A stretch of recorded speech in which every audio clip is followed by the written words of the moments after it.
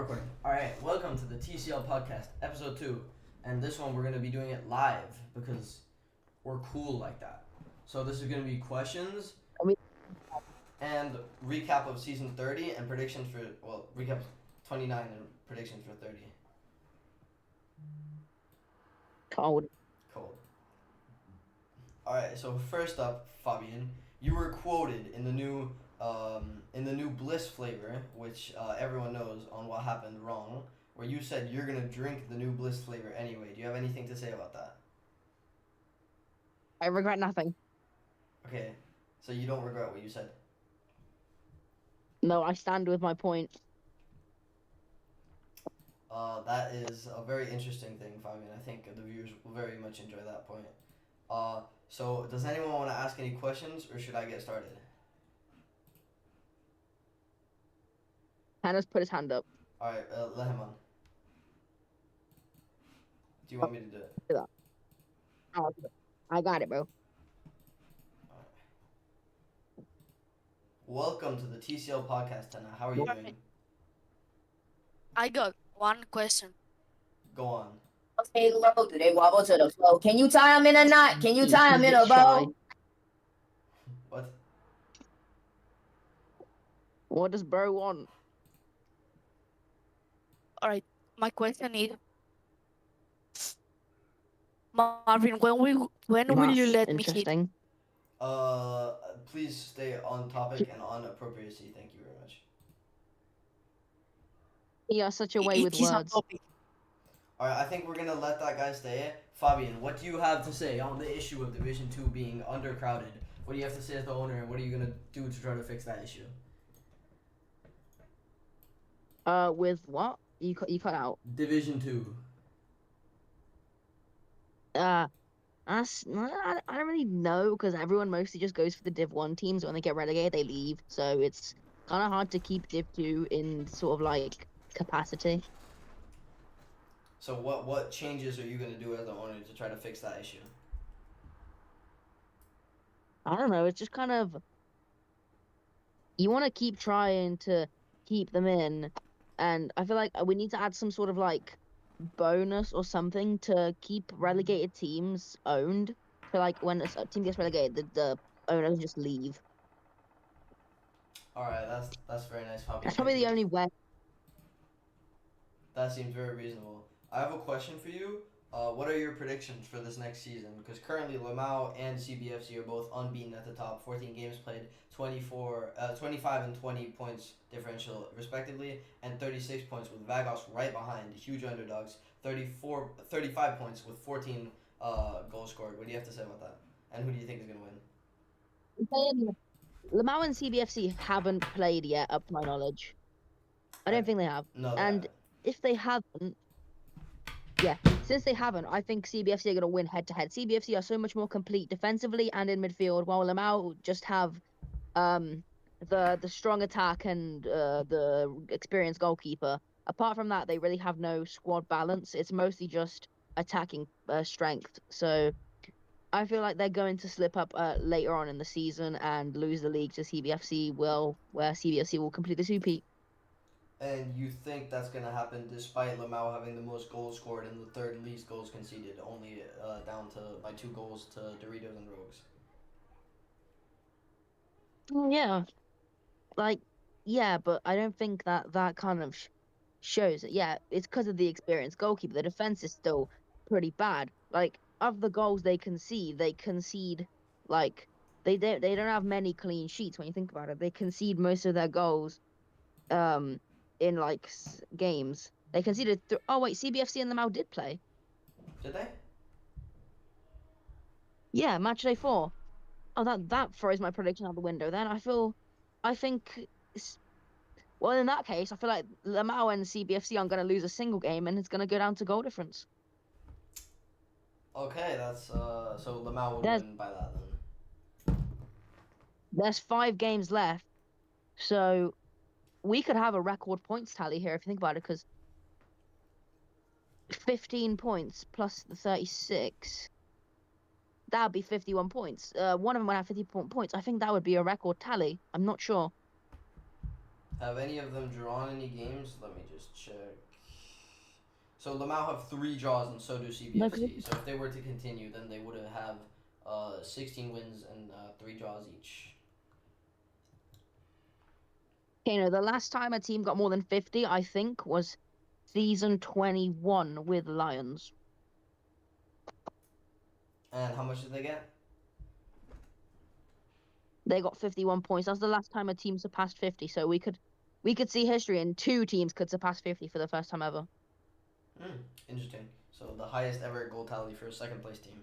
I have another question. If we switch the table to the other end of the table and we look at the bottom, Team KZ are currently getting relegated like they were last season, and they just narrowly escaped last season. And they're currently at the bottom with 1 win away from being out. 3 points, FC Onana in 17th with 6 points. What do you have to say on that? And do you think they'll be able to escape again? Well, when you look at the teams they have in the next 5 games, they're playing 2 of the no, not 2, 3 of the 6 teams they've got left to play are all in the bottom quarter of the table. You mean they're playing Risky Reels, who's in the relegation zone with them. They're playing Mercedes, they're playing Doritos, they're playing Gorilla United, which is also near the bottom, and they're playing Fury, which is also not far off them. So if they get points in those 3 games, they could maybe edge past and stay in the league, but it would take quite a miracle. Okay, we have another viewer question, so Tenna, please speak and please keep it appropriate. It's not really a question, right? No. About the Division 2 problem. How about adding a conference league? Like, it would be more entertaining to have another league for low position teams. I think the owners will care more and not leave. What do you have to say about that, Fabian? Oh yeah, I think that is insane. I can't hear him. I don't know if you guys are hearing him. Okay, I'll tell you. So he is requesting that we remove UCL and UEL from Division 2 and make a conference league with 7th place from Div 1 and then the rest from Div 2, and try to let a competition where Div 2 has a higher chance of winning. So he's proposing an extra competition added to TCL for Div 2 teams. Would that keep Div 2 in the loop though? Probably not. Well, I don't know what he has to say about that, but I would say no. I didn't hear nothing. Yeah, I don't know. I think that's more into consideration when there's more Div 2 teams that are owned, because right now, since there's none owned, there isn't really any demand for Div 2 based competitions. There's 5 Div 2. Yeah, but imagine Yeah, a team five gets of 20. relegated. That's really bad. Imagine a team gets relegated, right? You put them in the Europa, in the UEL or the UCL, and they basically don't stand a chance with bigger teams. So I think just That's adding something that's more into consideration for the future. That's not really a do now kind of thing. That's not gonna fix anything. That's just gonna cause me to have to reopen another winner slot. You could change the promotion And playoffs also- to make it a larger competition with more teams being able to be in it, maybe, or just make a Div 2 Cup, remove Div or whatever, and then just make it top 3 promote, and then you have more Div 2 teams playing each other. But of course, it wouldn't still not fix the loop problem. So Yeah, but maybe Yeah. up to the Conference League, whoever wins it in Division 2, somebody can win it without Let's talk being about something promoted. we haven't really spoken They about, get the World extra Cup and how money. that's going. yeah, let's talk about the World Cup. I agree. I have some questions on that already written down. I'll put you back. So with the World Cup, we have a few good and big results that happened. Why is Casper chatting in that? All right. So first up, an upset. Denmark beat Portugal 4-2. What do you have to say on that? Well, yeah, it's surprising. Portugal's never been a powerhouse in TCL, but they are one of the better teams, and Denmark have always been one of those lower ones that don't really get past the group stage often. So it's pretty interesting. One thing I did want to cover was Germany being grouped, and Germany have some of the best attackers and defenders in the league right now, which is really surprising to me. By Algeria, Munir is cooking. Holy. Germany getting grouped is not on my 2025 TCL bingo card. The Netherlands got grouped as well. Because when you look at it, the teams they played were not even that good. Their best opponent was Italy, and apart from that, they had Algeria, which is a debutant team, and Wales. So it honestly was like nothing. They they lost to Algeria. They lost to Italy, and the only team they could beat was Wales. They scored 2 goals in the whole tournament. They were both against Wales. I mean, Algeria only have For two a team players. with, They have Brexit FC's midfielder Munir, and they have Lions midfielder King Von, and they're both in the high 80s, I believe. So they are both pretty established players, but they don't have a full lineup, so it's crazy that they're. Yeah, but for a team with Clayton, something else YT, like really good strikers that play in the bigger teams, and just really good defenders in general. There is just no way they should be getting grouped against such low opposition.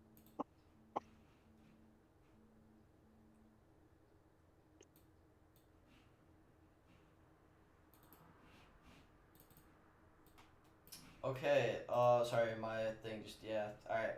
I have other things on the World Cup. Let me see here.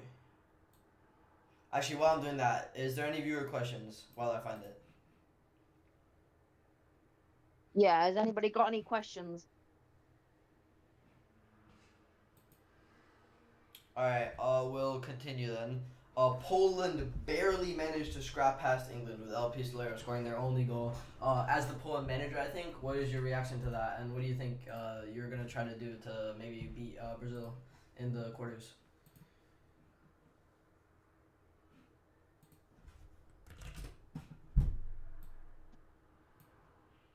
Sorry, what was that? I had to leave the room for a second. Brazil is playing Poland, and Poland just barely managed to scrape it 1-0 past England with LP Solero scoring the only goal. What is your reaction to that, and what do you think you're going to do to the Poland squad to make sure that you get through to the semifinals after beating Brazil in the quarterfinals, hopefully? Well, Brazil are like they're more of like a midfield kind of team. Most of their best players are midfielders. So I think what we need to work on is matching that midfield style of play. So I need like the players that are called up, they are probably going to play a lot more in the middle, apart from, just the standard deeply defensive or deeply attacking formations that we normally play. Alright, and what do you have to say? LP Solero scored the only goal, and no one else pretty much did much during that game. What do you have to say to your players to tell them to like lock in FN? Well, it's a really difficult situation. No one's given their all, and El Pistolero is really the only one who's been trying the hardest for the Polish national team. Smiley Jr. has not registered a single goal contribution throughout the whole tournament, which is really shocking. And for a player of that caliber, that high expectation, that is just not something that we want, and it's not great. But I do think that they have the power to get through and get to the semifinals. Alright, we got another viewer question. Another one from the same person. Don't troll. And Alright, it's about the World Cup. Like for example, Greece, I don't think haven't been here all the time, but like I don't think they have a lot of players, and I don't think that's really fair with the ratings too. the World Cup lineups don't exist, and they're practically empty. And he wants to know why that is, and yeah, there's no place for lineups. What exists? There's no place where World Cup has lineups. You don't see scores. Oh yeah, for no, World Cup the and World Cup. nothing. Yeah. Right now, international is a very strange thing in TCL. It was added for the purpose of just having some extra kind of tournament to do every couple seasons. So right now, international is a bit of a blank thing. We did say at 150 members we were going to do a revamp of it, and that is still in the plans. Because right now there isn't any international management that. Not a lot, because when 150 members comes around and we eventually get enough people for it to actually be plausible to sort of keep the World Cup in a lot more deeper circulation, We want every single team to have nations registered for every single player they make and they sign. And we do add countries into free agents drops now. So we are trying to, since the World Cup is no longer going to change nations for the next 5 World Cups, we are trying to make sure every single player has a given nationality. All right, we have another viewer question from Homer fan. Go on, Homer fan. Why do you mute? I put you up and then you mute, bro. You got 5 seconds.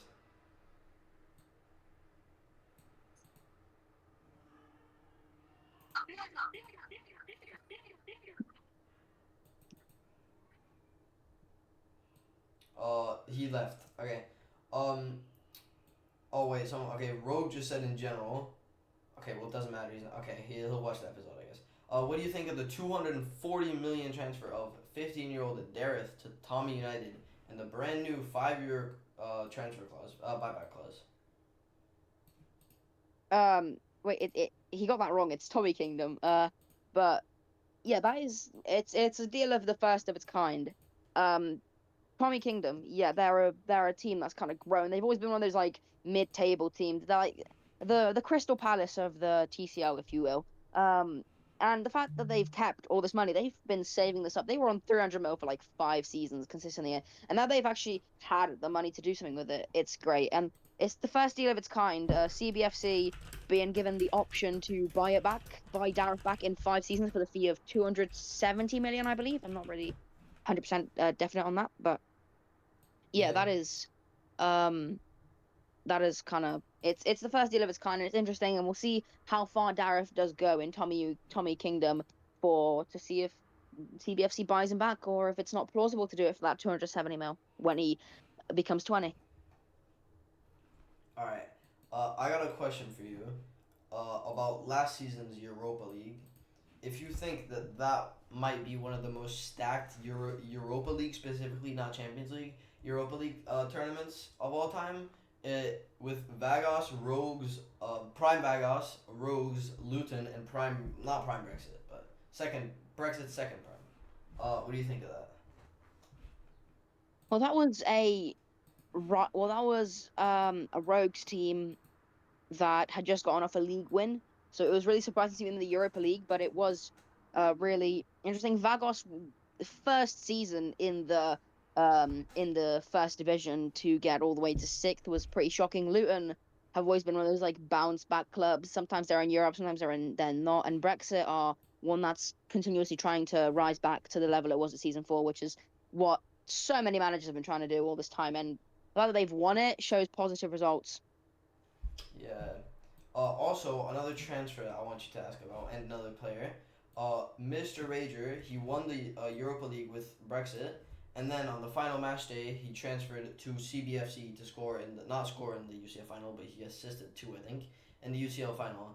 So I think he's the first player ever to win both the Europa League and Champions League in the same season. So what do you have to say about that player? Because he's been performing really well for CBFC this season as well, and I think he has like 15 goals or something. Well, to be completely honest, it was mostly just a matter of time. If the UCL final was done first, which was the original plan to commentate at first, that wouldn't have happened. So it's all, to be honest, mostly just luck. But since it went how it went, he was able to get transferred and won. So I guess there was a part of skill in that too, but it was mostly luck.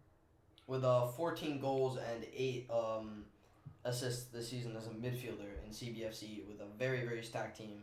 What do you have to say on his performances as well from this season?